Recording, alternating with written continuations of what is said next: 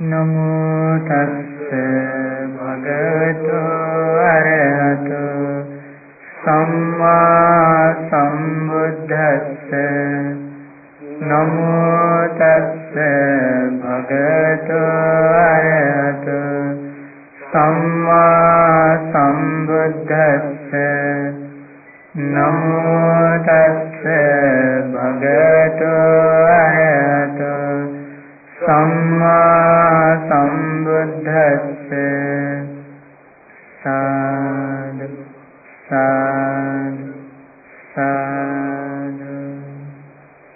I pay homage to my teacher, Dr. Swami Maharaj. Sadhu, sadhu, sadhu. And Venerable Mahasangha in this monastery and meritorious devotees.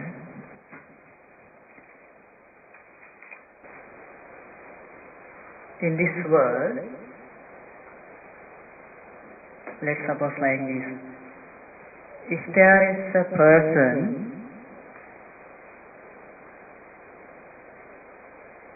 without knowing this Dhamma, it's like this. Now, there is a person of his whole lifetime, he lived in dark. Can you understand? Yes. Okay. So, he lives in dark. Then the light of the sun is not there. Everywhere it's dark. Then, when he wants to do his day-to-day activities, he uses a torch. How do you use that one? Torch of flashes? Flashlight.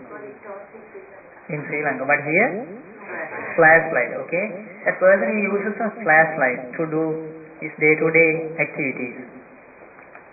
To go for jobs, to earn money, and to take food, to drink, to go here and there, to dance, to laugh, okay, with the help of that flashlight. Then, as you think, is there a need in his life for seeking a light of a sun? He enjoys with that flashlight. He is satisfied with that flashlight. Is there a need of a light of sun? No. He doesn't want. The reason is he thinks, oh, everything is okay. Can you understand? Okay, everything is okay. Now I have done all things, and then now I can enjoy my life. I have money. Now I have children. In this way. But the thing is, he doesn't know the story of a sun. But there is a story about a sun. Can you understand? But with that light of that flashlight, he can see only a limited area. But he thinks, okay, this is my world. But beyond that area, there is another area, unknown area. But he comes to a conclusion, okay, this is the world. In this way, all ordinary beings, we can say, without knowing this Dhamma, they live in that thick dark.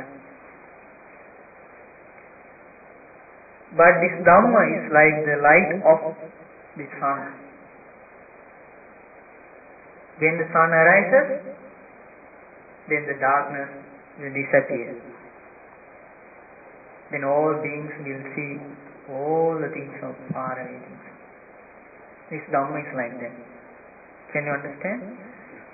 So, If he don't use this Dhamma to get the light of that Dhamma, then though the sun arises, still we are in the dark. So remember, this Dhamma is like the light of the sun. It's a great light. Then you will be able to understand lot of things about this life.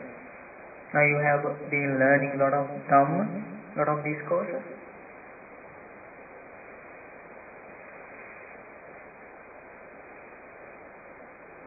Okay.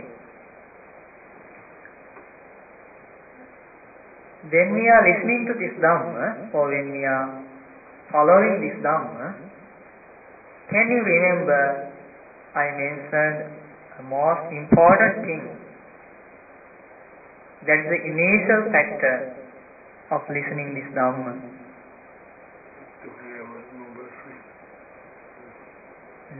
What is that factor? No? Pleasant mind. Cultivate a pleasant mind about the knowledge of Supreme Buddha. That is the initial factor. Pasanna Chitta. To have a pleasant mind.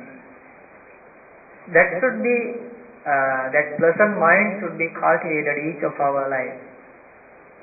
Then when we listen to these teachings, then some days you listen to the discourses which were delivered by our great teacher to monks, and some are to lay followers. But the only thing is, when we listen to those things, if we can establish or cultivate that pleasant mind, then it is the most important thing. Can you understand? So, we must cultivate a pleasant mind about the knowledge of Buddha with the understanding of that Arahancy. When you listen to these discourses, can't you understand that quality? Yes, really. Oh, our great teacher really was an Arahant. That's why our great teacher could teach us to eradicate passion. Because he was an Arahant, eradicated passion. That's why he could teach us to eradicate hatred. He eradicated hatred. He understood everything about this life. That's why he could teach us without any doubt. This is the way. This is the clear way. With great compassion and loving kindness, he advises, so you follow this way. This is the way to real happiness. This is the way to satisfaction. Then that pleasant mind should be there about that knowledge as an Arahant. Then Supreme Buddha understood this Four Noble Truths. Now you have been learning all these discourses about what? Four Noble Truths. Then about the second quality, Supreme Buddha is Samma Sambuddha, fully enlightened one. Understood Four Noble Truths without anyone's help. In this way, that Saddha or confidence or pleasant mind should be cultivated. Then he had lot of extraordinary knowledge about the past lives of beings, about this long journey of samsara, coming through animals world, hell, God's world, human world, in this way. How could the Supreme Buddha teach those things? Because of those knowledge. Okay? And then there should be a pleasant mind about that knowledge. Vijja Charana Sampanna. Then Supreme Buddha was the teacher who discovered Noble Eightfold Path. Following that Noble Eightfold Path, for the first time, he achieved Nibbana, real happiness. This is the quality about sublime, Sugata. Then pleasant mind should be cultivated about that quality. Can't you establish that confidence or pleasant mind when you are learning this Dhamma? You can. Then there are no doubt about world. So our great teacher understood every word. That's why he could teach the way to escape from all worlds. Lokavidu, knower of worlds. Then can't you understand that by this Dhamma, the way of taming people with compassion? That is that quality. Anuttara Purusha Dhammasarati. Incomparable leader of persons to be tamed. Today we are tamed by that Dhamma. We are trying to understand that Dhamma. Then Sattadeva Manusana, Supreme Buddha is a teacher of gods and humans. In this way, by understanding Four Noble Truths without anyone's help, then he taught all the things without remaining anything in his hand. Buddha. And then Blessed One, Supreme Buddha, is the one and only teacher to fit to all these qualities. This is called Saddha, or pleasant mind about the knowledge of Buddha. This is the key to follow this noble path. Is it clear? Okay. So today also we are going to discuss very, very important discourse, very powerful discourse. And you will surprised about the knowledge, excellent knowledge of Buddha. In this discourse, you will be able to find the complete path to Nibbana by developing serene meditation and by developing insight meditation. It's very, very clearly Buddha has explained all these things in this discourse. The name of this discourse is Mahamālokya Sutta. The discourse to Mālokya Putta Bhante, to Venerable Mālokya Putta, the greater discourse. That's why it's called Mahamālokya Sutta. Have you heard? No. Okay, you are very lucky. So from Middle Length Discourses, can you remember that at the beginning I mentioned about that darkness? Okay. Now I am going to ask a question from you. Okay. Do you know about fetters in this Dhamma Vinaya? In this Dhamma? Okay. How many fetters are there? 10 fetters. Okay. I think you are trying to come out from that darkness. Okay. So it's very, very important, because how do you know about that there are 10 fetters? Where are those 10 fetters? In our own mind. So though those 10 fetters are in our mind, did you know before listening to this Dhamma? You don't know. That is the nature of the mind in dark. Can you understand? That's the thing. When we listen to this Dhamma, then the light will come to our life. Then we will know. Okay. On one occasion, the Blessed One was staying at Savatthi, Jetas Grove, Anathapindika's monastery. There, Supreme Buddha addresses monks, asks a question. Dāreta no tumme bhikkhave maya desitani Panchoram bhagyani samyojanani. Means monks or bhikkhus, do you remember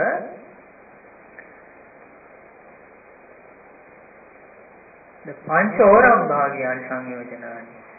5 law fetters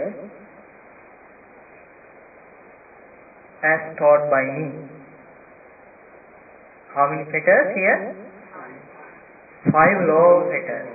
Panchoram bhagyani samyojanani means 5 law fetters. Especially, this is very, very important Dhamma. It understood in this life, there are 10 fetters. As an Arahant, when that noble disciple attains Arahantship, then all those 10 fetters will be eradicated from his life. Okay? But then Buddha divides these 10 fetters into 2 categories. First one is Oram Bhagya Sanyojana. 5 lower fetters.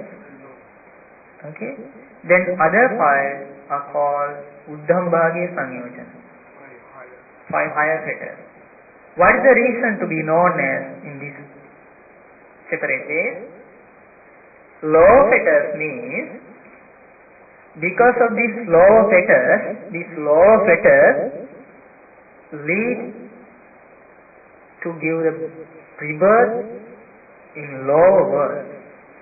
That's why those fetters are called lower fetters. There are 5 fetters, lower fetters. So the question was, do you remember about that 5 lower fetters as I taught by me? And he answered. So then we can understand not only Buddha teaches Dhamma, but he questions. Do you remember? Do you remember? Can you remember? If I ask from you, can you remember the name of the discourse last week we discussed last week? Good. Bhadraka Sutta. About desire? Can you remember? Yes, okay. So then, in that assembly, there was that Venerable Malunke Putta. Okay? So then, Bhante Malunke Putta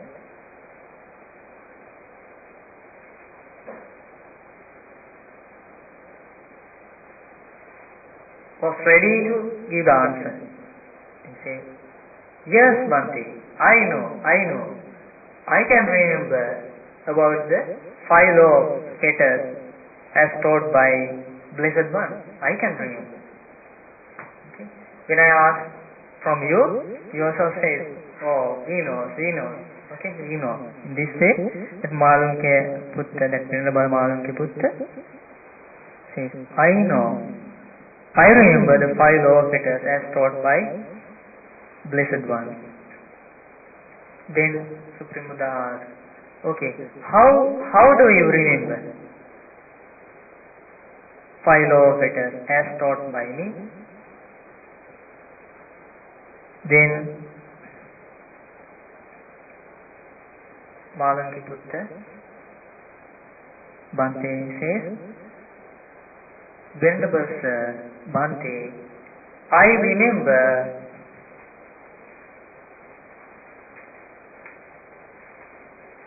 Sakkaya Ditthim ko aham bhante bhagavata oram bhagyan sanyojanam desitam dhari. I remember the identity view as a law of fetter taught by the Blessed One. Then Vicikicca, I know. I remember doubt as a law of fetter taught by the Blessed One. Then I know, I remember rituals and observances, Silabbata Paramasa, as a law of ether taught by the Blessed One. Kamachanda, I know sensual desire as a law of ether taught by the Blessed One. Vyapada, I know ill will as a law of ether. I remember as a law of ether, the Blessed One taught by the Blessed One. How many fetters are there? 5 fetters. 5 law of fetters. Now can you remember? If you give the answer, okay. Do you remember 5 law of fetters? What is the first one? Identity view. Next one? Doubt. Third one? Yes, rituals and observances. Next one? Sensual desire. Last one? Ill will.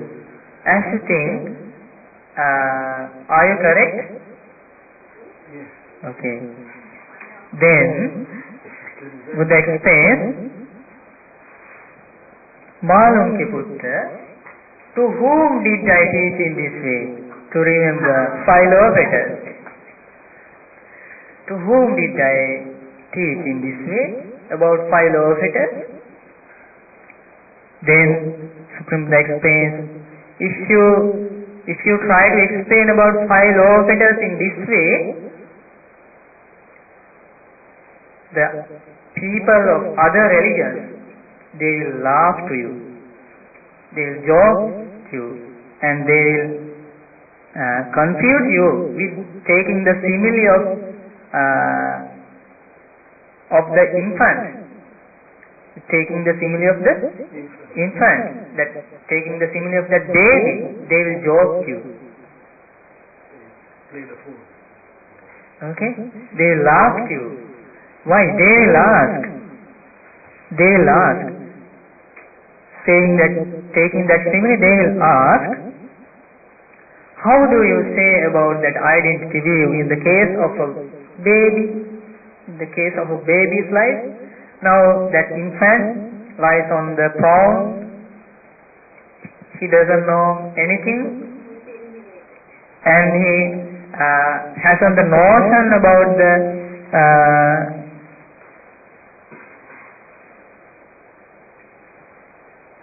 Sakkaya. He doesn't know about Sakkaya. So how could identity view arise in that little baby? At least he doesn't know about identity. So how could identity view arise in that infant?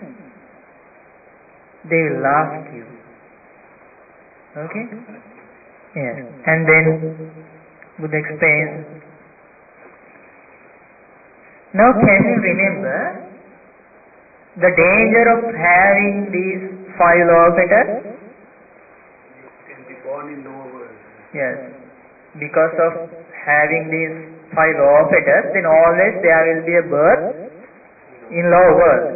It may be in hell, in animals world, in ghost world, and even in the human world also, because of this law of fetters. We come to this human world also with this law of fetters. And in the heavenly world also, it's also in this sensual world with law of fetters. Let's suppose like this. Now there is a little child, baby. In his life, aren't there these 5 law of fetters?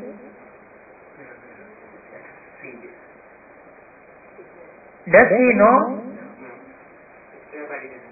He doesn't know. But has he escaped from the danger to be reborn in a lower world? No. That's why that we are born in dark and we live in dark and we die in dark. We go with that darkness to the next world, and again we are in dark. Can you understand? Okay, then Buddha explains second one. This infant lies on this throne. He doesn't know about Dhamma. Even Dhamma, he doesn't know about Dhamma. So how could doubt arise in him as a fetus? They will ask from you. Then in this infant life, he doesn't know about precepts. So how could rituals and observances arise in him as a fetus? They will ask. Then that infant, he doesn't know about sensuality. 5 courts of sensual pleasures, he doesn't know about those things. So how could the sensual desire arise in him? Did you think about this one? Lying dormant. And he doesn't know about the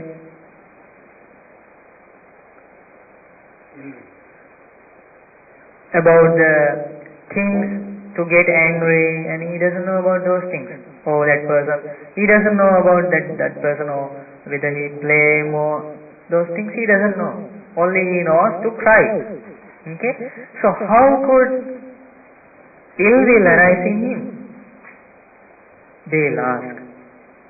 Then Buddha explains, there is that identity view in that infant life as an underlying tendency in the depth of his mind. Can you understand? When the times come, when he grow up, then that identity will come out. But it is there as an underlying tendency. It's called anusaya, as an underlying tendency. In the depth of his mind, there is that identity view. Can you understand? Okay. So what is the meaning of identity view? Now you know all these things. Notion of self. Yes. Without the real understanding, real nature of 5 aggregates of clinging, a person considers these 5 aggregates of clinging as self, as mind. This is called Sakkaya Ditthi, identity view. He considers this form as mind, this physical body as myself, derived from 4 great elements.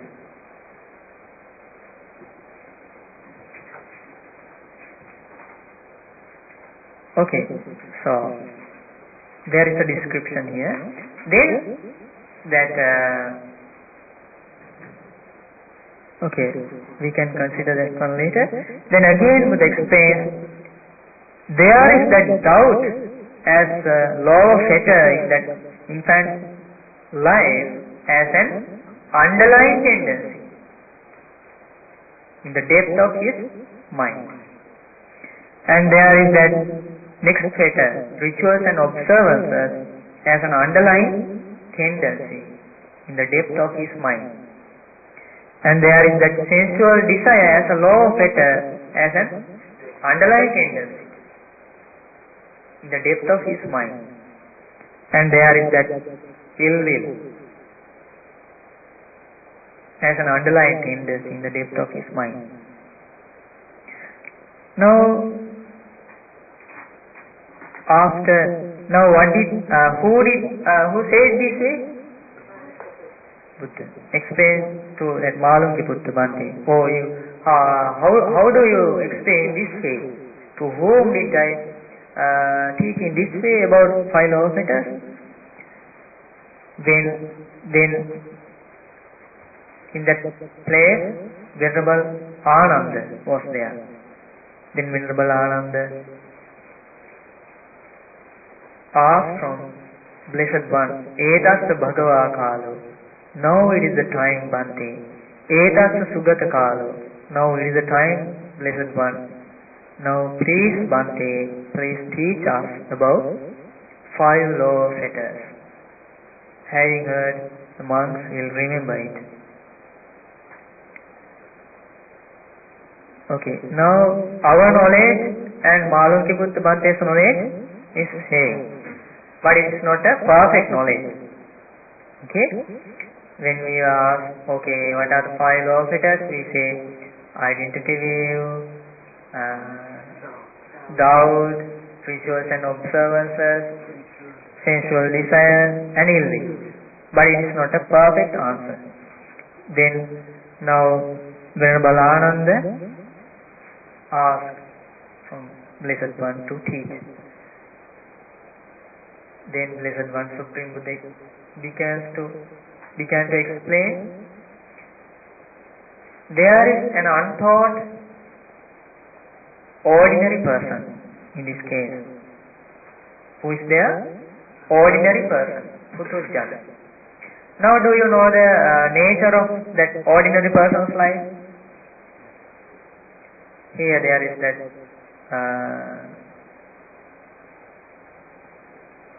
Ariyanam Adassani.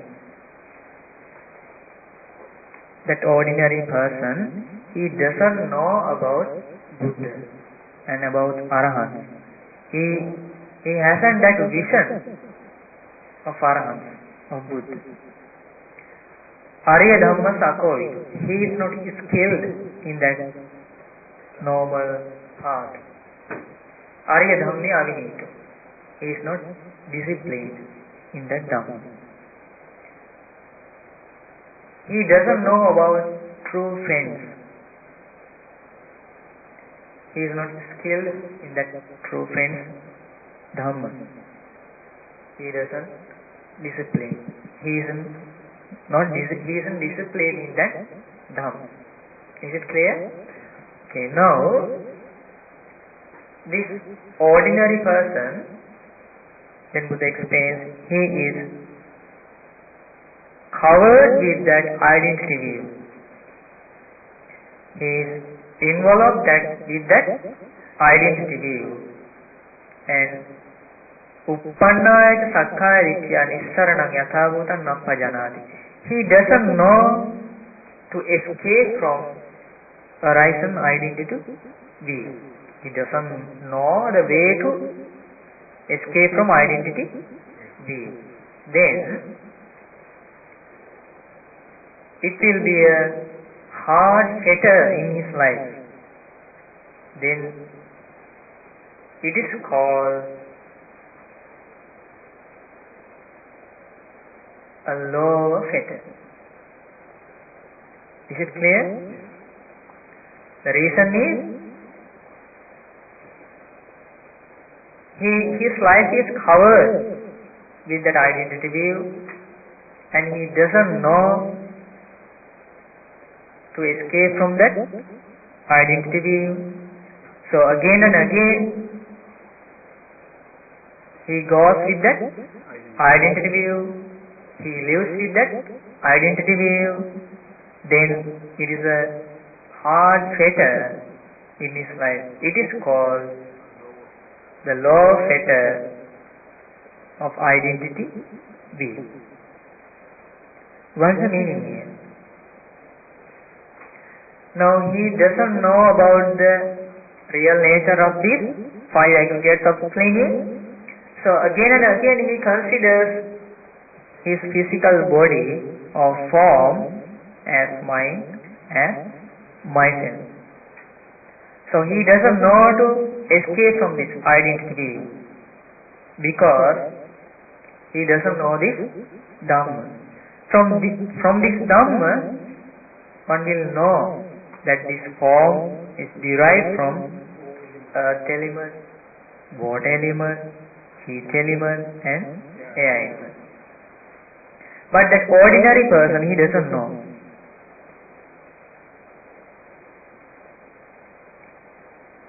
So he considers about this head hair, body hair, and skin, bones, teeth, lungs, liver, all these things, this earth element, as mine, as myself. He doesn't know how to escape from this deluded being. Is it clear? Then, that ordinary person in his life is covered with doubt. Covered with doubt. And always there are doubts about this life, about this Dhamma, and always he questions, from where did I come, to where will I go, who am I in this way. He doesn't know about dependent origination, Paticcasamuppada, and cause and effect system. He doesn't know. So, then again and again, he has to live with that doubt. So then, and he doesn't know to escape from that doubt. So then it will be a low fetter in his life as doubt. Is it clear? Then Buddha explains, Silabbata paramasa pariyakshitena cetasa. Then that ordinary person's life is covered with rituals and observances.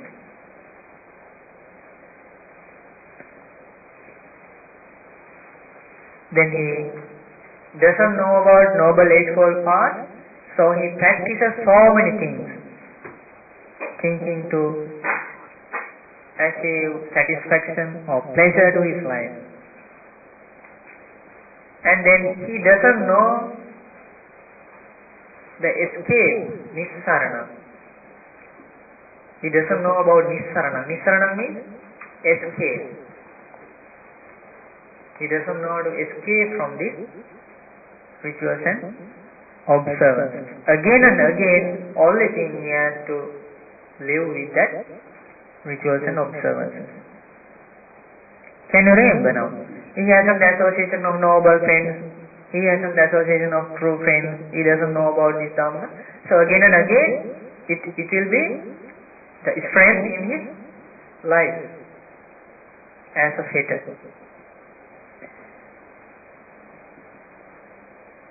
Then sensual desire. His life, that ordinary person's life, is covered with sensual desire.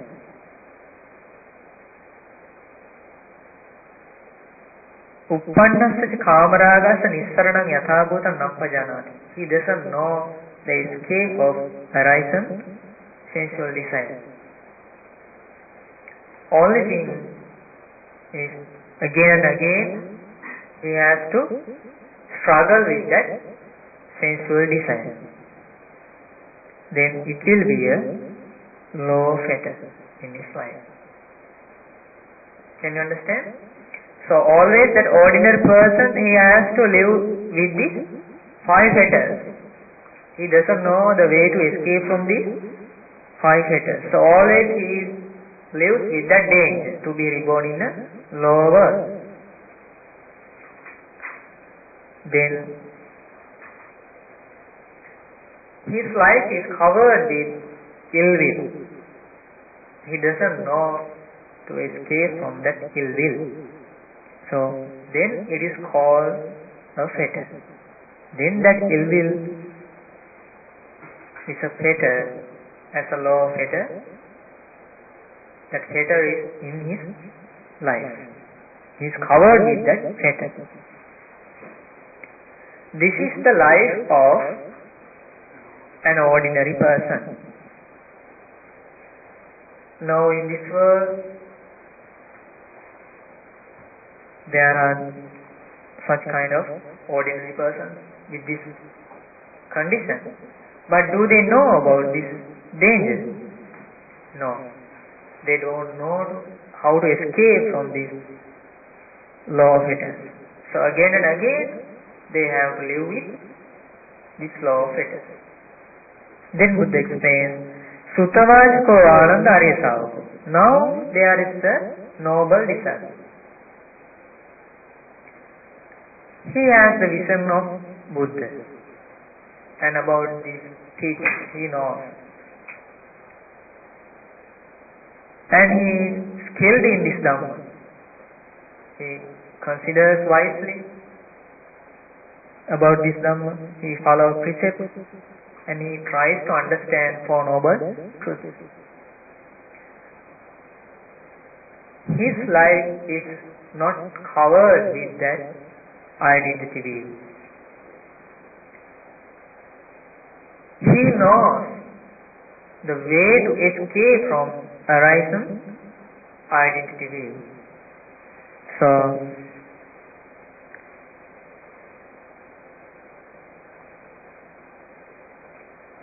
from the depth of his mind, can you remember about that underlying tendency? That underlying tendency to identity view will be eradicated from his life. What is the reason? His life is not covered with identity view, and he knows the way to escape from that identity view. This is the life of a noble disciple. I said to you, this is a very, very powerful and very important discourse, so we must try to understand this one. What's the meaning here? The way to escape from identity view. It is very important. First of all, we must know what is identity view. Now we know identity view. We know about identity view. Sakkaya means five aggregates of clinging. Then Sakkaya Ditthi or identity view means a person considers these five aggregates of clinging as self, as mind. This noble disciple, he tries to understand this identity view arises in a life because of lack of knowledge about this form. Then he considers, what is form? According to this Dhamma, he considers, form is this. Then he thinks, it is not suitable to consider, it is not fit to consider this physical body as mind. He can understand this form as it actually is with the help of this Dhamma. Now he divides this form, this body. Okay, these are earth elements, then blood, urine, saliva, and tears, and these things, water element, and there is a heat in this life, heat element, the digesting the food because of that heat, and it will help to aging because of that heat. Then he can understand, okay, this is heat element, fire element. Then in his life there is in and out breathing, air element, and air in stomach, and in this body, air element. So then he tries to understand the real nature of this form. Form is as a form. Form is as a form, as understood by our great teacher. It is subject to change and subject to dissolution.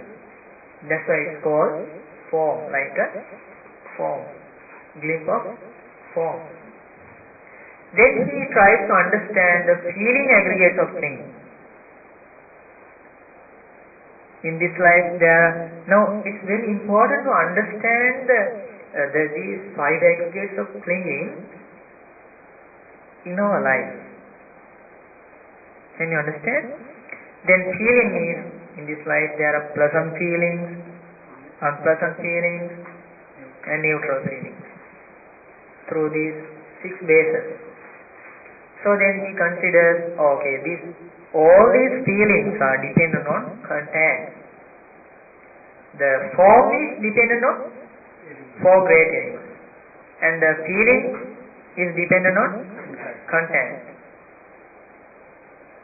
Then he considers, when the contents are changing, the feelings are changing.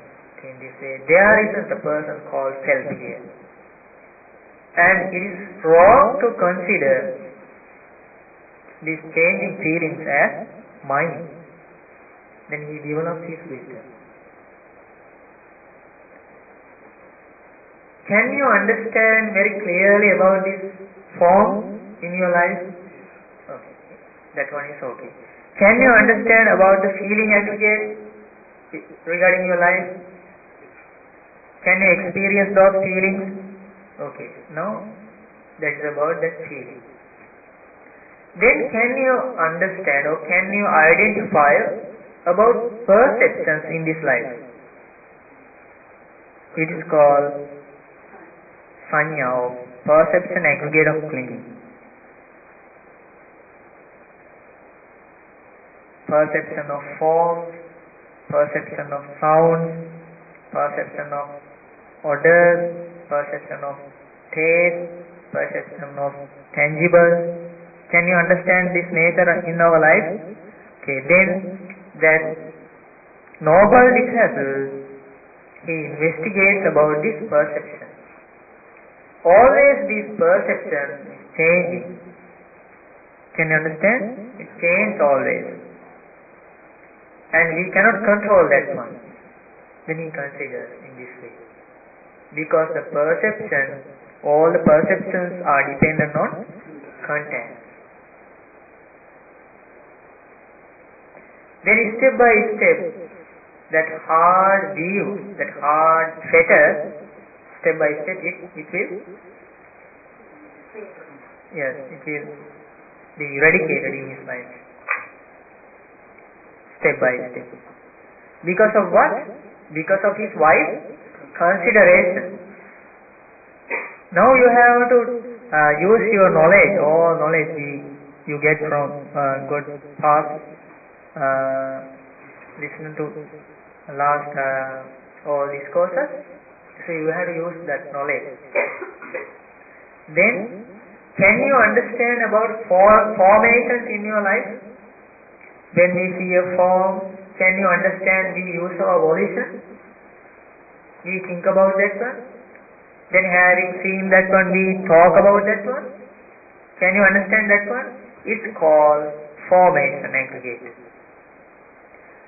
But when Buddha understood always this form formation, sound formation, and these all formations are dependent on again content. All the formations, they change. Always they change because of the changing of content. Is that one clear? Then can you understand about the process of consciousness in your life? When you open your eyes, then you will cognize that form. Then there will be a connection between form, form and your mind. That mind, the nature of that cognitive nature is called consciousness. Can you understand that one? Okay. Consciousness of eye, ear, nose, tongue, body and mind. 6 consciousness. Then again this consciousness is dependent on mentality and materiality. Now that noble disciple, he considers wisely in this way. Because of this wise consideration, now he is step by step. This is here noble disciple means here the life of an arahant, okay? Arahant's life. Now the identity view is eradicated in his life because of the real understanding about this identity view. And he understood the arranging or arising of identity view. Can you understand the way he followed? Then that noble disciple understood the way to eradicate that identity view. What is the way I must consider? Is it clear? Okay. This is a very, very important thing. Okay. Then he considers, then Supreme Buddha explains, in that noble disciple's life, now his life is not covered with doubt. He is free from that doubt, and he knows the way to escape from doubt. So that fetter, as a doubt, that fetter is eradicated in his life as a law of fetter. How to eradicate? Oh, what is the way? It comes the doubt to a life. Because of unwise consideration. What is the reason to doubt? Unwise consideration. He considers about past, about future, about present life unwisely, without knowing this Dhamma. Can you understand? So again and again there will be doubt in his life, because he hasn't the knowledge about dependent origination. Can you understand? With knowing the dependent origination, the way, that is the way to eradicate this fetter, this doubt. Then he will understand about the past life because of not knowing dependent origination, and about the future life, about this present life. This is, can you remember that we discussed this life is a production of what? Production of all karma. Then no doubt. Then he will understand, okay, this is life. Because of not knowing Four Noble Truths, I have been wandering this samsara. Is it clear?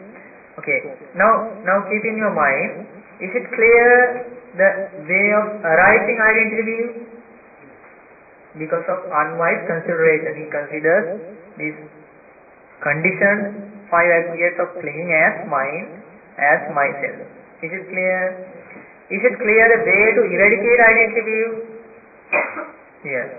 And is it clear the reason to arise doubt in your life? Is it clear? Okay. Then, is it clear the way to escape from doubt? Okay. Then third one.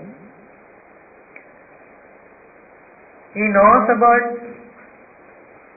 Noble Eightfold Path as a noble truth. Path leading to cessation of suffering. So,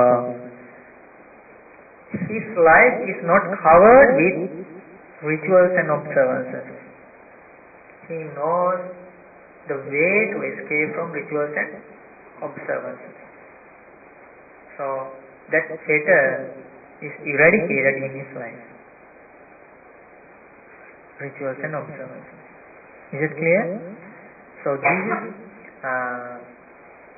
this is a very, very important thing. We have to know about these rituals and observances. Now how many fetters? 3 fetters. If someone is a stream entrant in his life, these 3 fetters are eradicated. With the eradicating of these 3 fetters is escape from hell, animals world, and God. But he will have to be reborn in human world and God's world. But he has escaped from the huge danger. Is it clear? Because of what? By eradicating 3 fetters. Now it's very important to know the way to eradicate these 3 fetters. Then, that noble disciple, his life is not covered with sensual desire. and he knows uppannasya kamaragasa nissarana. He knows the way to eradicate the arisen sensual desire. So that fetter is eradicated in his life. After eradicating first 3 fetters, now there are another 2 fetters. Law fetters. Now 5 law fetters. So then, to achieve non-returners stage, then that extreme entrant will have to eradicate other 2 fetters. If he can eradicate other 2 fetters, then no matter if he has a lay follower, then he is a one non-returner, anagami. He will not come to this human world or Deva's world. He will be reborn in pure abodes in Brahmaloka. There he will attain Parinibbana, ultimate deliverance. But on the way, by attaining the extreme entrant level and to the point of attaining non-returner stage, then there is the noble disciple, once returner, Sakadagami. In his life, these other 2 fetters are, that means stealing, yes, not fully eradicated, but is something thin, yes, sensual desire and yielding. Here meaning is, the noble disciple, he knows the way of arising sensual desire. What is the reason to arise sensual desire in a life? Sensual desire means the desire to see beautiful forms, to hear sweet voices, sounds, to smell odors, to taste, and to experience the comfortable, tangible. This is called sensual desire. So, what is the reason to arise this sensual desire in the mind? Remember, the reason is Subha Nimitta. That meaning is perception of attractiveness. We perceive the things as beautiful, as attractive. Subha Nimitta. He considers objects as beautiful and he appreciates those things. Oh, very nice, very beautiful. Can you understand? Then he considers unwisely because of perception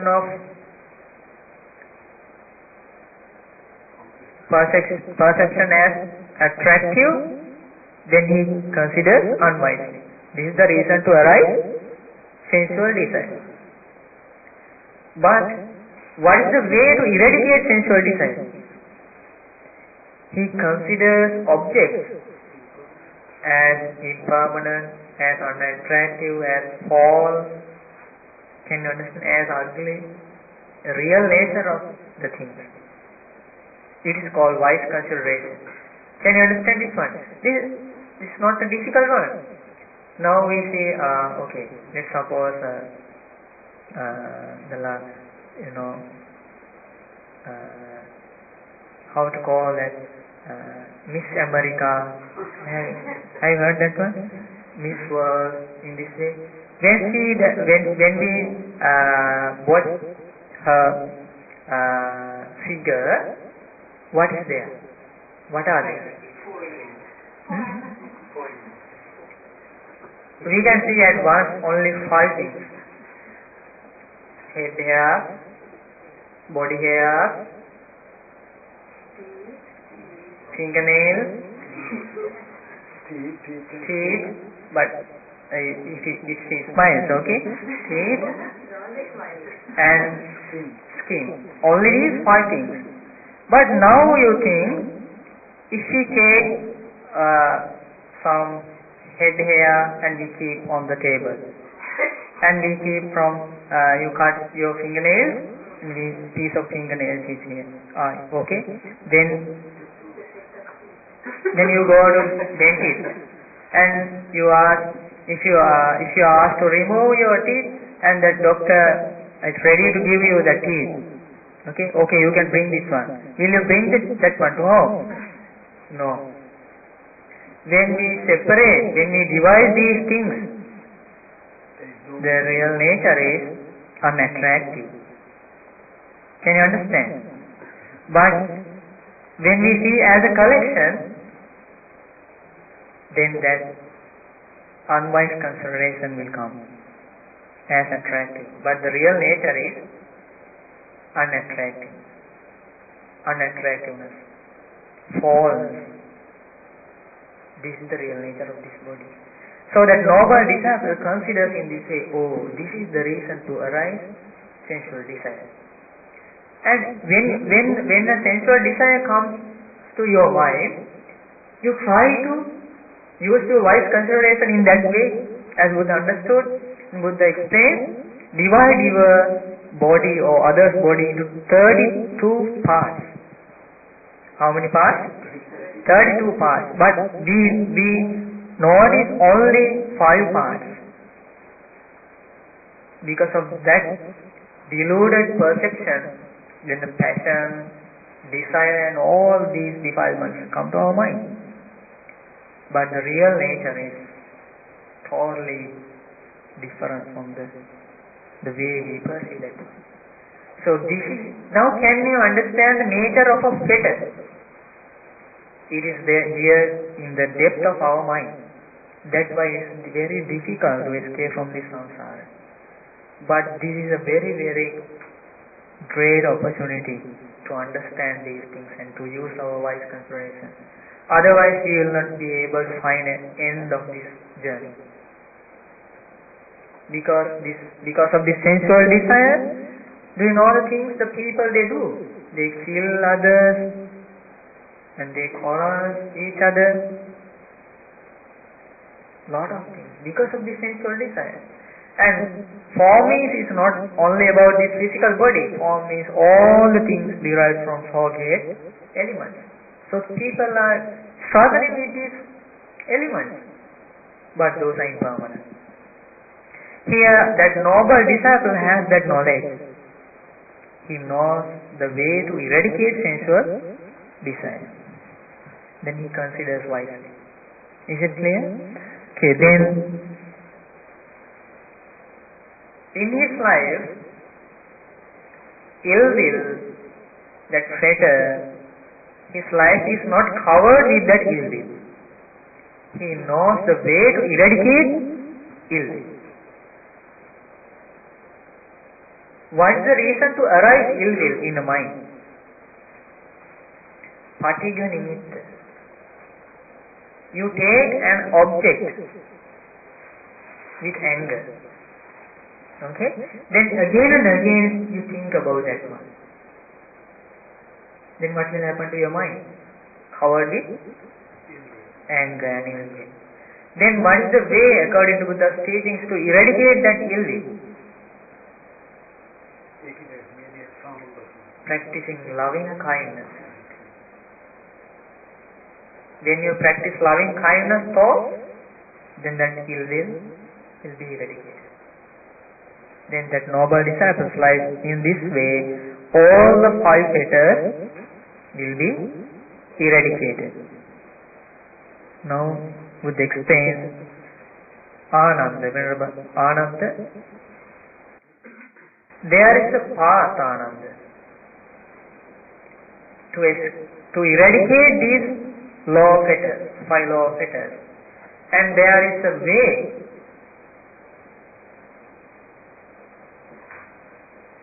to eradicate these 5 law of fetters.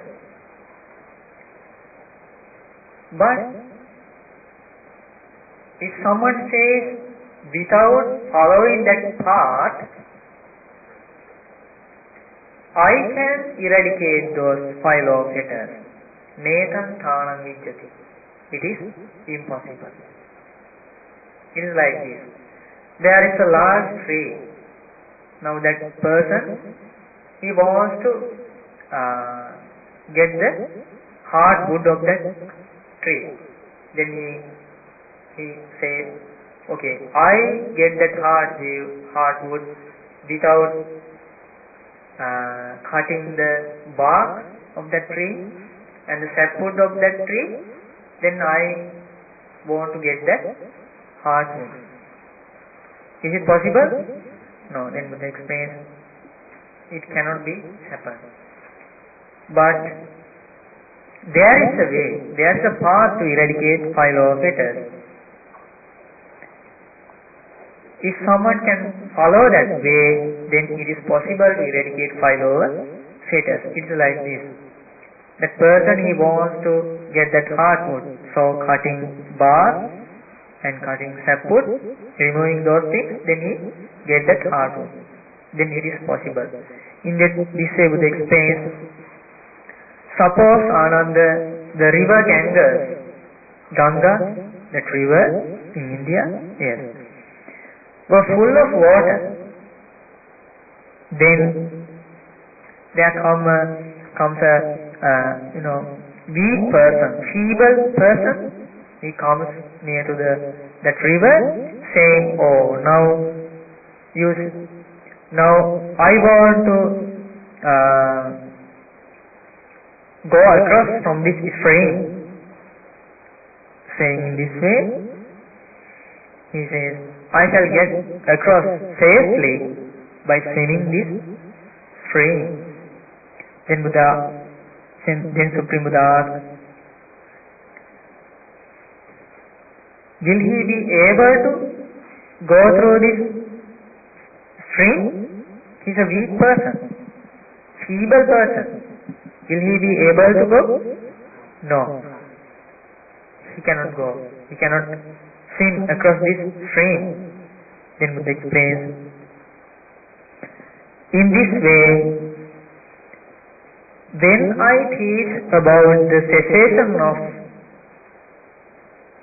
sakkaya, cessation of identity, and when I teach about nibbana, about the deliverance, when I teach this Dhamma to eradicate identity view,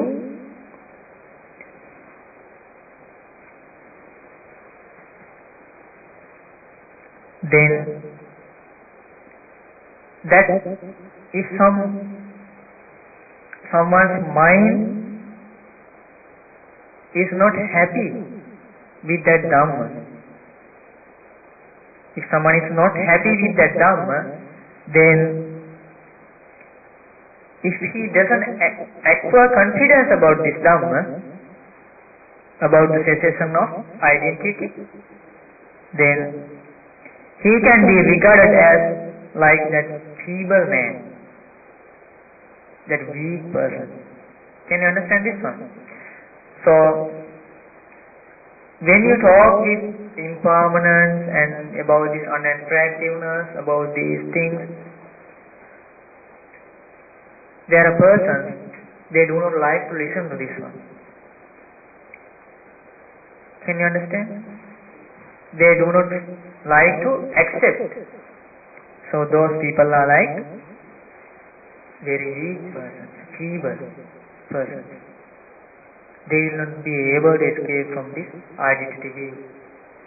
Again and again they will have to be reborn with this identity view. Then Buddha explains, again there is another person. He comes near to this river, and this river is full of water, so cows could drink water from that river very easily. So then that strong man, for the second time, that person is very strong person. Then that strong person, he came thinking that by swimming across the stream with my arms, I shall get safely across from this to the further shore of this river. Then Buddha asked, would he be able to swim across this stream? Yes. Why is that? Because he is a strong person, and it explains. So too, when the Dhamma is being taught about the cessation of personality, about this Nibbana, about Four Noble Truths, if someone's if he acquires confidence, if he is happy about this Dhamma, then he is like that strong person. Then he will be able to escape from this samsara. Then Buddha explains what is the way to eradicate these 5 law fetters. Do you like to know about that one? Are you happy? Okay. Then you are like that strong person.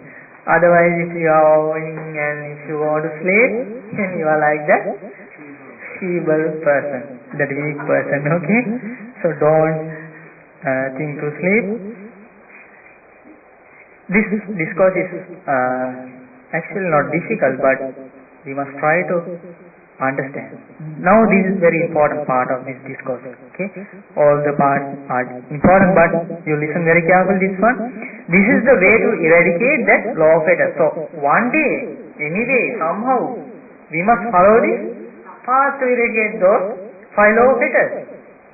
Otherwise, those 5 law of fetters will lead to give the rebirth of again and again in this lower world. Okay. Now this is the meditation. From this point you will be able to learn about meditation, about sharing meditation and insight meditation.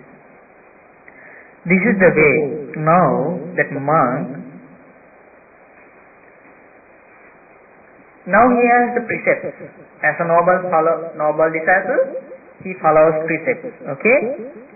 He has the morality.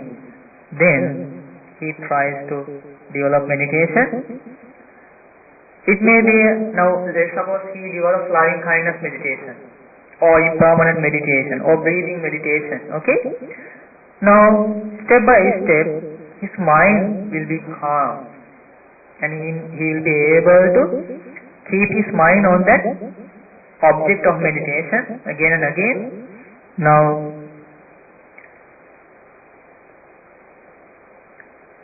Now that this is the nature of his concentrated mind, this is the way to achieve the first jhana, first level of concentration. Okay?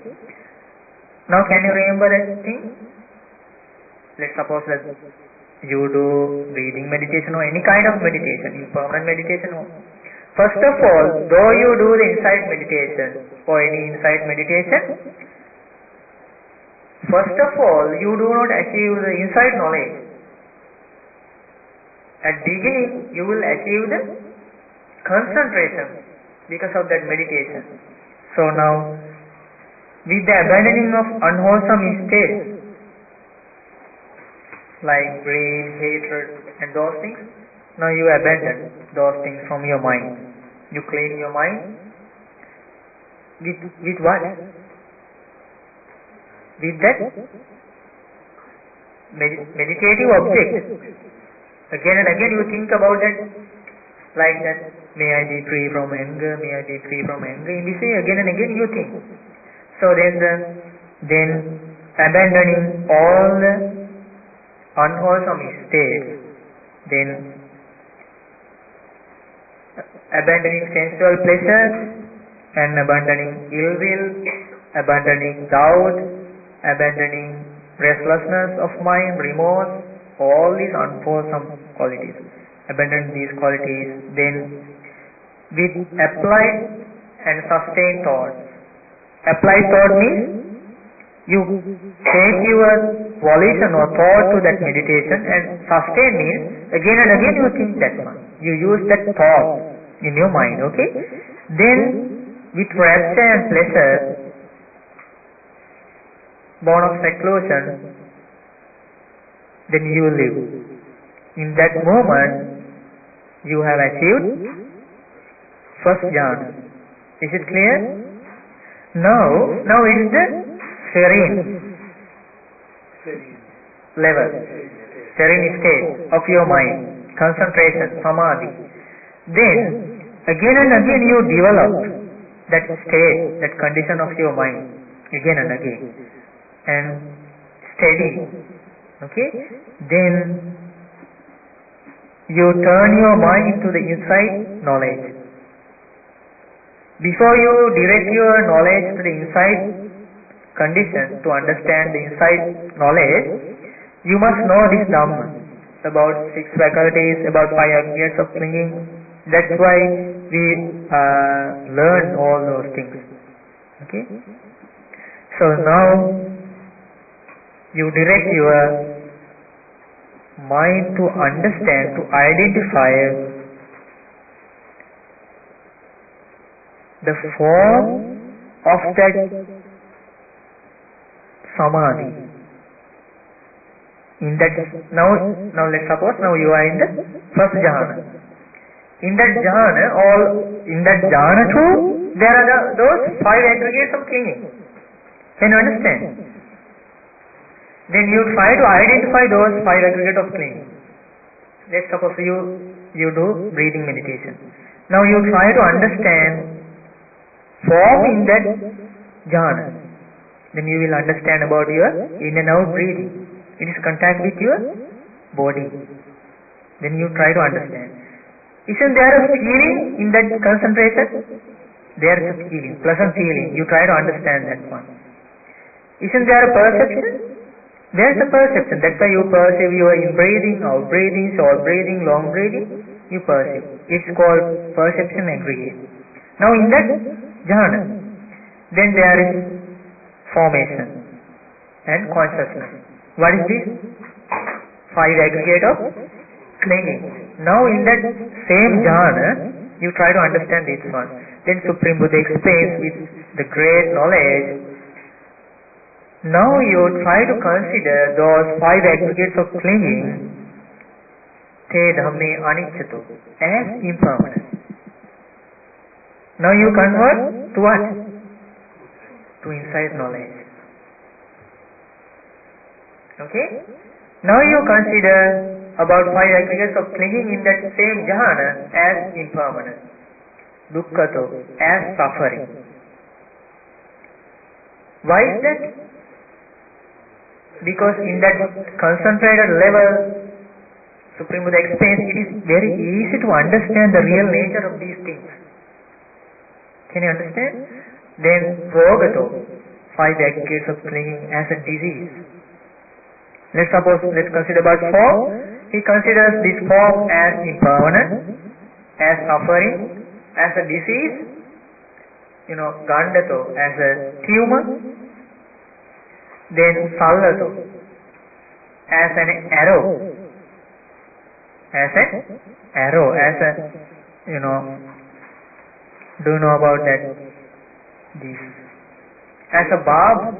Piercing arrow. Yes, as an arrow, as a head of an arrow. Then Agato as a calamity. That means as a danger. You consider this form is like a danger. That's why this form, as you mentioned, is subject to face with accidents. Why is that? This form is like a danger.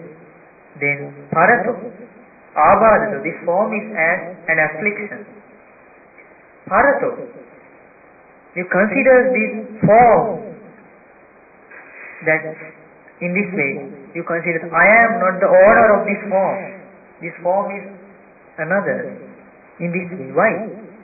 If someone is yours, then you can control that one. But you consider I am not the owner of this form. You consider wisely. Then Palokato as a dissolution. This body. Sunyato as empty. Empty from what? Empty from self. Anattato as not self. In this way, when you consider, now is it clear? The way to convert from serene meditation to inside meditation. This is the way. This is the path. This is the path of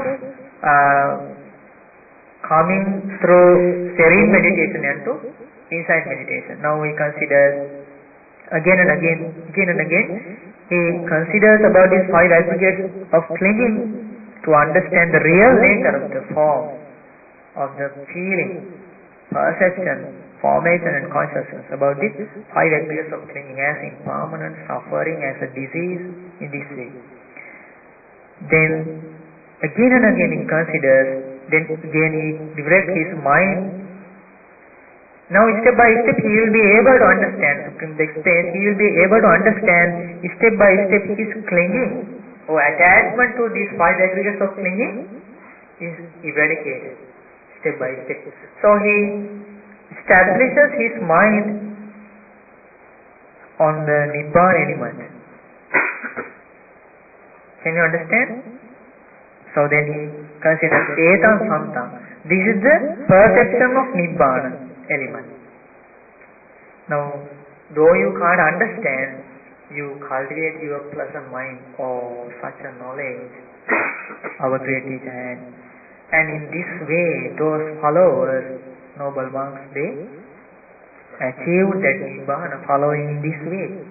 That's why at the beginning I mentioned about that pleasant mind. That pleasant mind will help us to establish at least that factor of free entrance. Can you understand? Can you remember? Unshakable confidence of knowledge of Buddha. Then it's the factor of extreme entrance. Then he considers in this way. This is peaceful. Now he directs his mind about Nibbana. Now is this not clear? Is it difficult? What is the meaning of 5 aggregate of clinging, suffering or origin or cessation or path? What? 5 aggregates of clinging means what? Is that suffering, origin or what? It's suffering. 5 aggregates of clinging means suffering. Now he followed the path to eradicate the origin of 5 aggregates of clinging. Now he directs his mind to achieve what? Cessation of 5 aggregates of clinging. So what is the meaning of Nibbana? That same thing. Cessation from 5 aggregates of clinging. That's why when the attachment of clinging to 5 aggregates of clinging, step by step, when it is eradicated, now he directs his mind to achieve that Nibbana. Etam santam. This is peaceful. Etam panitam. This is sublime. That means amataya dhatuya, Nibbana element. About Nibbana element he considers yadidan sabbha sankhara samato. That means eradicating all formations. Sabbhupati patinissaggo. Eradicating all commerce, all arranging of commerce, tanna krayo, without craving, eradicating craving. This is the nature of that Nibbana element. Virago, with destruction of dispassion, that means passion. Now dispassion, nirodho, cessation, Nibbana. Nibbana, the real happiness. Now he directs his mind to understand this Nibbana element. Is it clear? The earlier we discussed about the nature of that element. Free from craving, passion, and it's the cessation from craving, cessation of 5 aggregates of clinging. This is peaceful. This is sublime. Then, because of this effort, because of this process, this gradual process, then Buddha explains, Teneva asavana khayam papunadi. Then he will be able to eradicate all the taints. If someone eradicates taints, what will happen with him? He will eradicate birth. He will not be reborn again. So how to call that noble disciple? He is an arahant. Okay. Then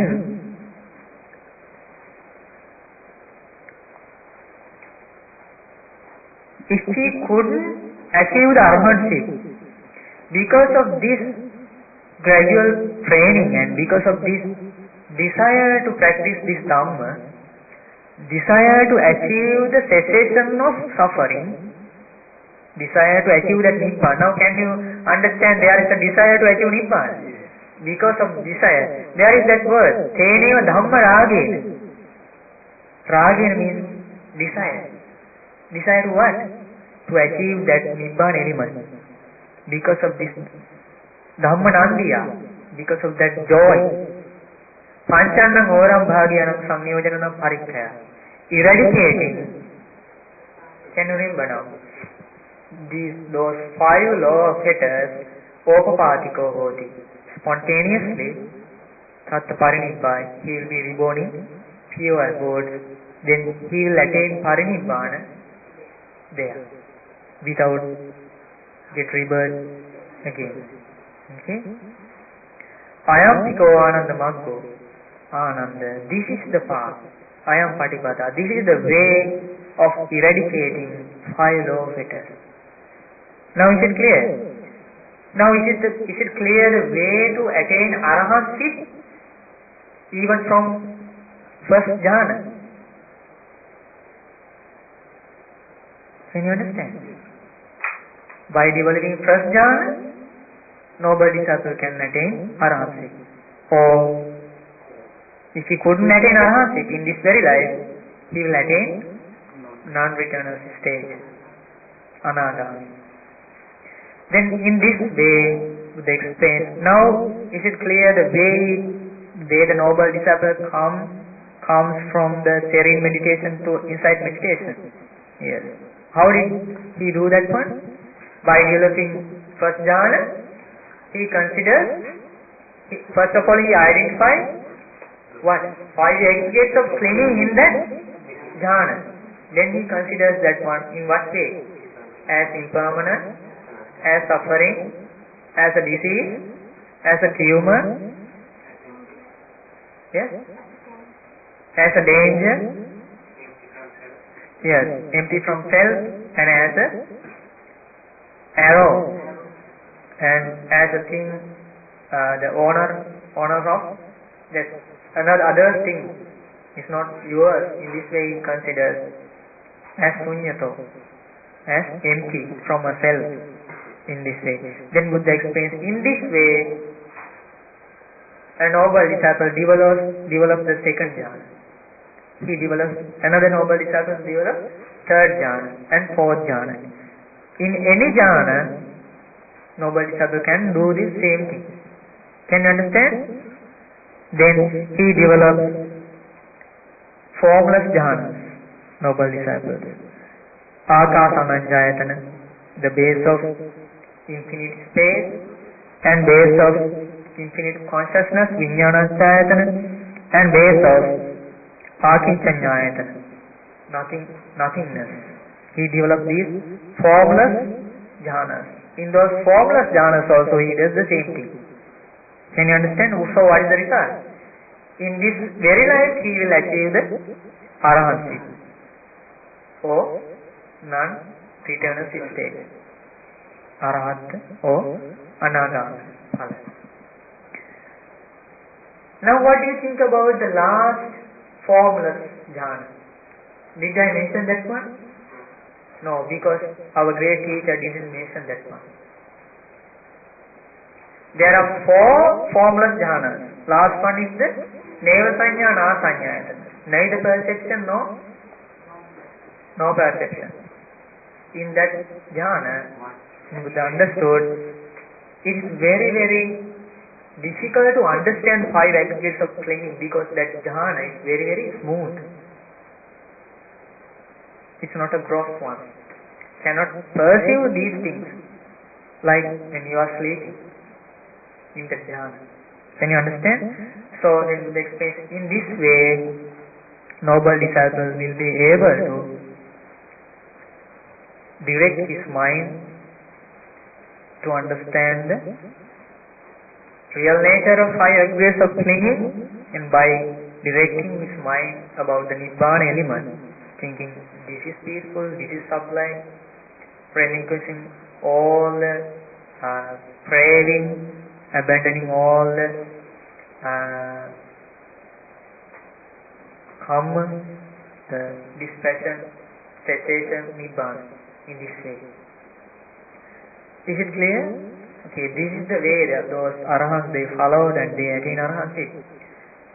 Now, at the end of this discourse, now can you remember that Malunkyaputta, Venerable Malunkyaputta, though he answered wrongly, but it was very, very helpful us to know these things, okay, about five law of letters. And then Venerable Ananda asked, why, if it is so, Bhante, why is that, why there are some noble disciples, they attain this arahantship by developing all the form jhanas and formless jhanas, and others attain arahantship only by developing to the fourth jhana, first four jhanas. Why is this difference?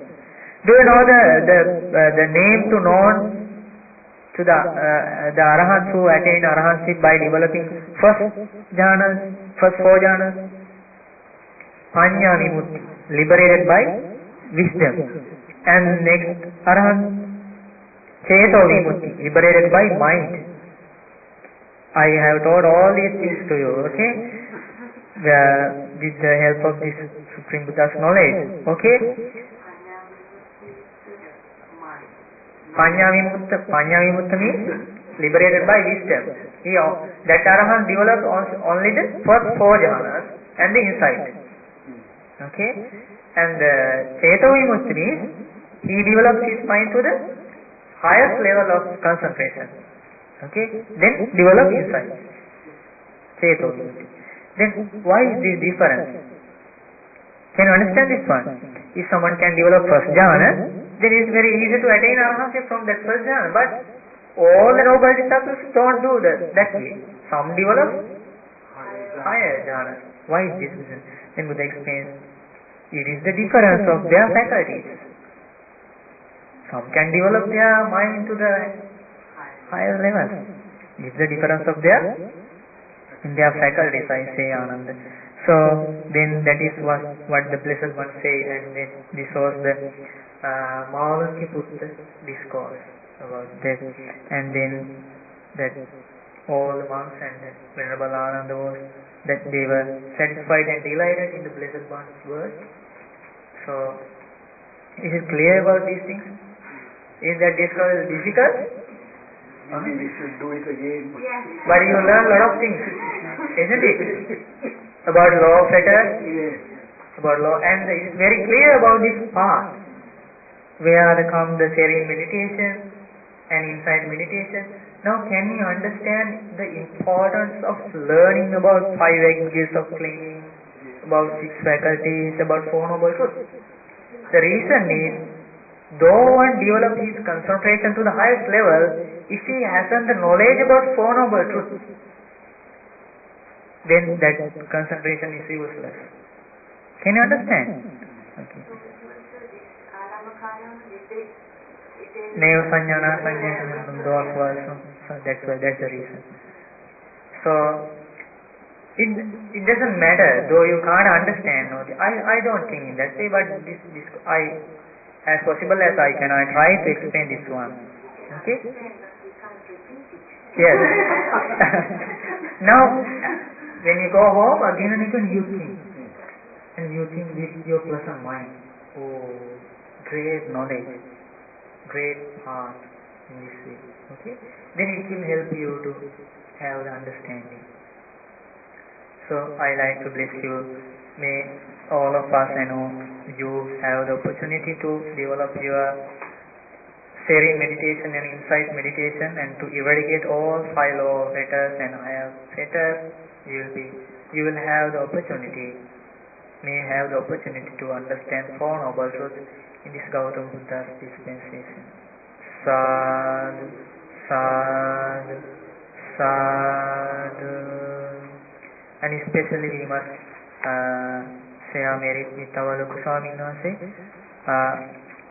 Today I would feed this powerful discourse to you not because of anything else, because of our Loku Swamin Wahanse. Our Loku Swamin Wahanse has taught this discourse in Sinhala. That was the reason. So we can share all merit with our Loku Swamin Wahanse. May our Loku Swamin Wahanse have the opportunity to understand Four Noble Truths in this very life. Sadhu, sadhu, sadhu.